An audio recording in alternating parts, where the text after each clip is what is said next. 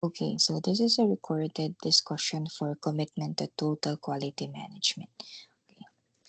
Before we start with anything, let us define first what is total quality. Total quality is an aspect of business that cannot be overlooked if a company intends to maintain a competitive edge in the market. So, ibig pong sabihin is, if you want to succeed in business, you really have to provide total quality or be committed in providing total quality product or services. It serves as a foundation for customer satisfaction, which is the goal of any business. Okay. Leadership and top management commitment. Leadership and top management commitment is important. It is because without the leadership of and top management commitment, total quality management will fail. Okay? Kailangan ng leadership support dyan. Okay? Leadership entails that the remarkable skill of guiding, influencing individuals toward attaining shared objective. Okay? So what is total quality leadership? Total quality leadership encompasses the ability to foster employee engagement, stimulate innovation and collaboration, establish a sense of accountability, cultivate a culture of constant enhancement, and empower teams to assume responsibility and make informed decision. In short, yung total quality leadership, if we want to achieve total quality management, kailangan is accommodating po yung mga leaders ninyo and supportive of the changes that will happen within the organization. So, what are the core characteristics of a quality leader? Number one, visionary. Dapat meron siyang um, dapat meron siyang goals, meron siyang mission and vision. Okay? Malinaw sa kanya kung ano yung vision ng organization. He is someone who inspires others to work towards that goal. Next is a quality leader must have an effective communication, listens actively, speaks clearly. Okay. Next is integrity. Integrity is manifested by honesty and setting strong ethical example. Okay. Next is adaptability. Adaptability is that a leader must be flexible and to adapt to changing business environments. Okay. Hindi siya takot sa change or mabilis siyang maka-adapt sa change. Okay. Emotional intelligence is needed to manage interpersonal relationships effectively. And next is decisiveness. When you say decisiveness, you have to have a sharp mind. You have to be um, focused and relaxed para hindi ngarag yung decisions mo. Kasi sometimes leaders are exposed to um, unexpected scenario. So, dapat decisive yung leader. Ibig sabihin, hindi siya nagpapadala sa sitwasyon. He makes decisions timely and he makes well-informed decisions. Empowerment. Empowerment is someone to take ownership and to make decisions. And at the same time, he fosters the culture of trust and accountability.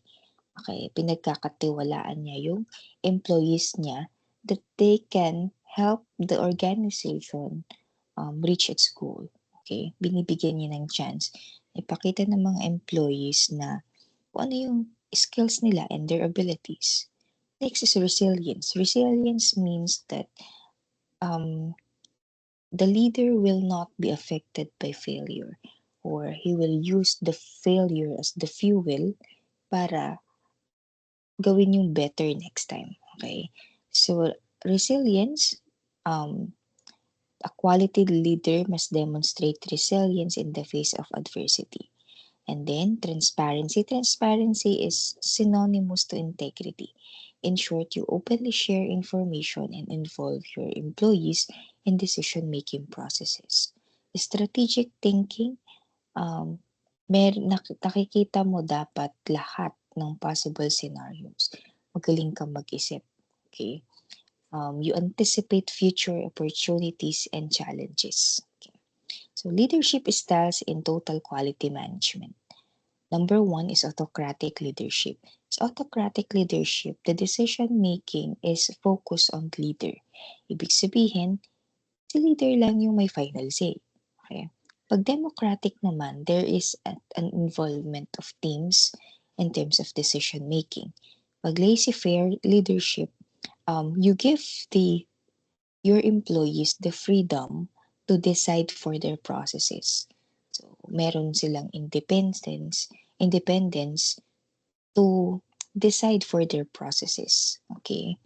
And then transactional leadership focuses on rewards and punishments. While situational leadership, ito yung leadership that is case-to-case basis. Okay, depende sa kung ano yung sitwasyon. Strategic leadership is focused on setting or implementing long-term goals for the company. And lastly, yung bureaucratic leadership. Yung bureaucratic leadership is more of, or in other books, it is also called the formal leadership. Formal because sobrang dami ng rules and procedures na kailangan for strict implementation ng organization. Okay? May bureaucracy. Pag narinig niyo yung word na bureaucracy, ibig sabihin ang daming proseso, ang daming rules na susundin. Okay. Top management commitment. So, pag sinabi natin top managers, sila yung tinatawag ninyong strategic managers. Okay. So, important sa organization yung support ng top managers because sila yung boss eh, 'di ba? They are the leaders. So, without their support, tingin nyo susunod ba yung mga employees? Hindi. Top management commitment serves as the foundation for establishing the organization's culture and practices because they are set to be leaders and their employees or subordinates are tend to be the followers. Okay? Next, key commitments to drive organizational success. Number one, develop and communicate a clear vision. Kailangan malinaw kung ano ba yung gusto ninyong goals or objectives. Second, provide the necessary resources. Mahirap magtrabaho without the necessary resources. Therefore, the organization must provide the resources needed by the team. Next is lead by example. I've mentioned this earlier sa top management commitment, lead by example, especially for TQM. Okay, you cannot you cannot have your employees comply to the changes if ikaw mismo is nagre-resist ka sa change. Dapat si top management should be the role model. Next is empower employees. Empower employees involves trust and confidence to the employees that you have trained. Okay. So part of the support ng top level management is that they delegate tasks na kaya namang gawin ng mga employees na um, who has the right abilities and skills. Next is foster collaboration and teamwork. Okay. So no man is an island. So itong mga top level managers, they have to encourage employees to be considered as one team kasi ang teams, ang goal po niyan is dapat iisa lang. They have to help each other. Diba? Next is implement continuous training and development programs. That is self-explanatory. Recognize and reward quality performance.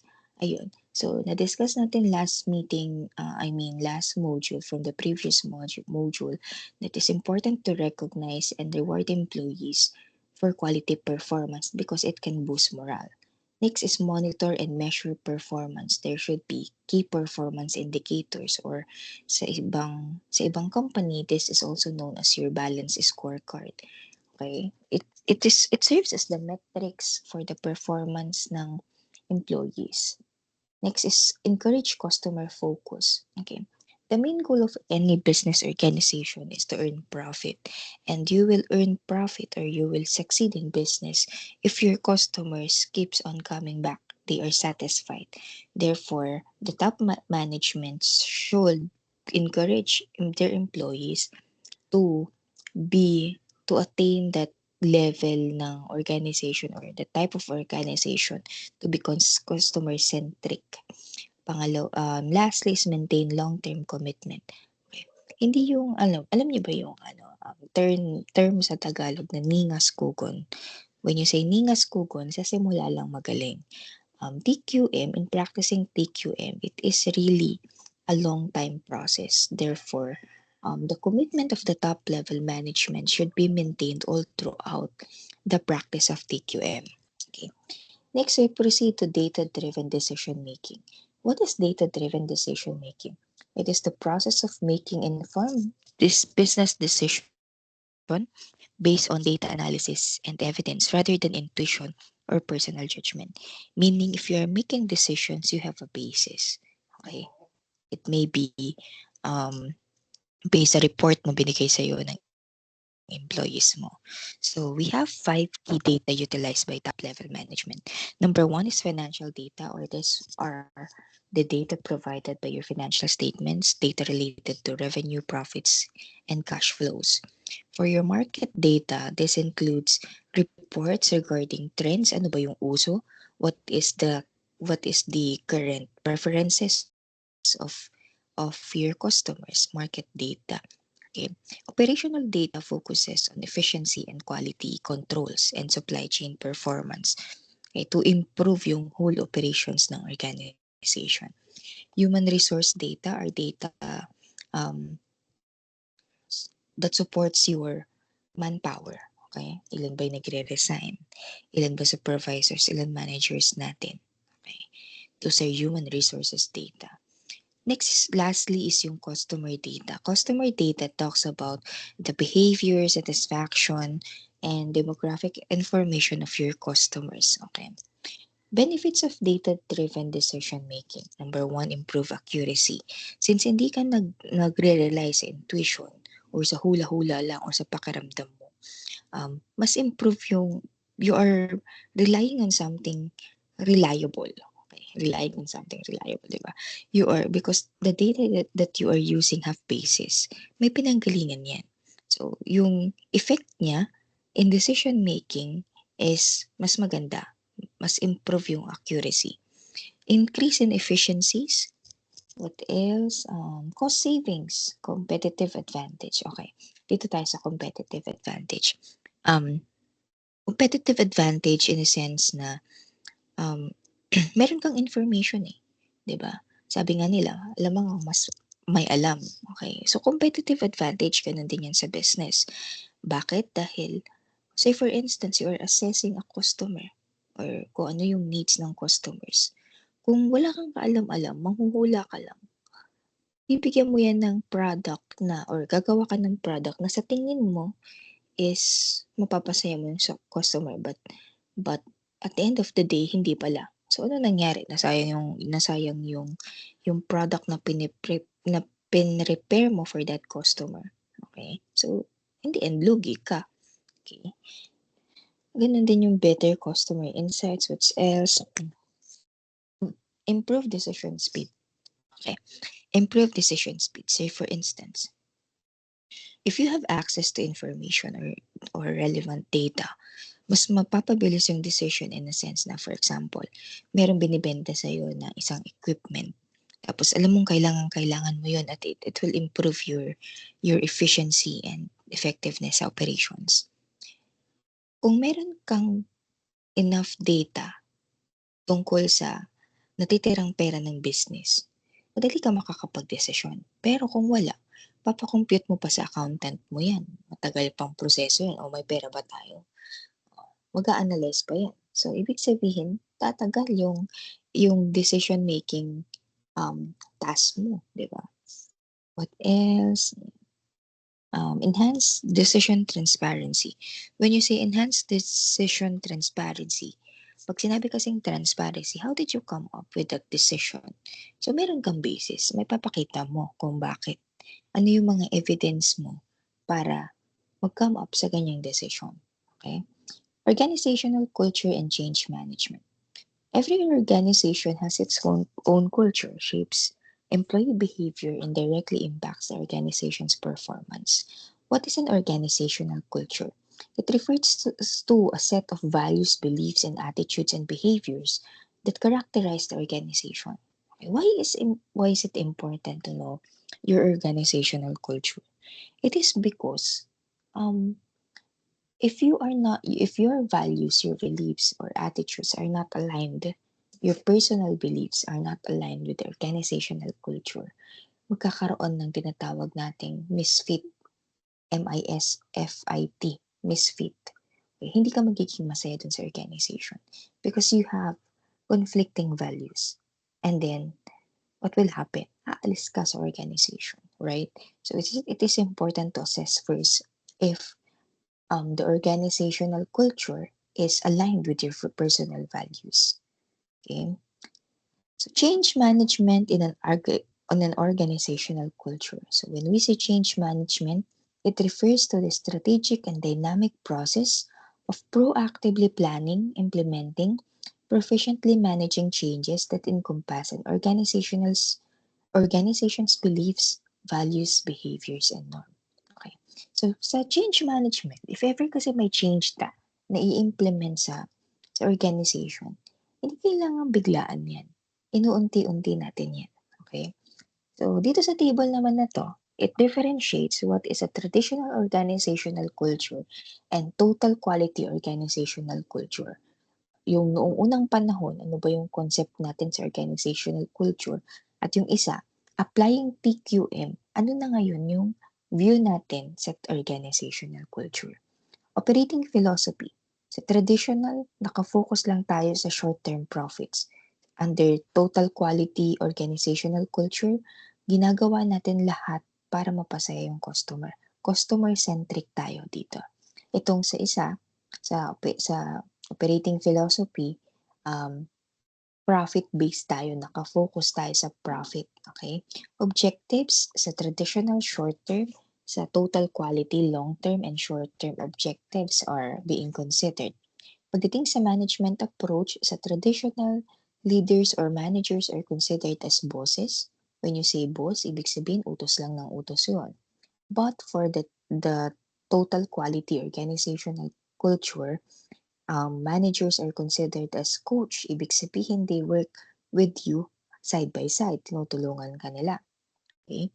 Attitude towards customers, they tend to look inward. Okay? So, yung personal needs, which is profit muna, bago customers. Well, for total quality organizational culture, mauuna muna ang customers. Problem-solving approach, nagsisisihan muna tayo sa traditional culture, while for total quality culture is that we identify kung ano ba yung naging problema. Nagkakaroon tayo ng root cause analysis. For supplier relationship, view natin for traditional culture is that once na binayaran mo yung suppliers, tapos na ang relasyon ninyo. But for total quality organizational culture, you view suppliers as partners. Part sila ng inner circle. Kasi without them, the business operations will not be successful. And then, lastly, performance and improvement approach. Sa traditional, it's erratic, reactive undertaking. So, gagawa ka lang or kikilos ka lang, mag-implement ka lang ng new actions kapag nagkaroon ng problema. Reaction mo lang yan sa naging problema. Well, for total quality organizational culture, it is a continuous improvement. Ikaw mismo, meron kang initiative to improve the process to find problems. Okay? Managing a quality culture, in order to maintain a quality culture, number one, there should be an awareness of quality and key cultural issue. Second, there is plenty of evidence of management leadership. So, gaya nga nang nabanggit ko kanina, dapat may management support. And then, there is employee empowerment. Next is employee involvement. Next, pang number 5 is rewards and recognition. Paulit-ulit lang naman kasi nasa handout ninyo kaya hindi ko na expound kasi na-discuss na natin in a prior discussion. Yun lang po yung sa commitment to total quality management. Okay? So, your final exam will be, prelim exam will be next week.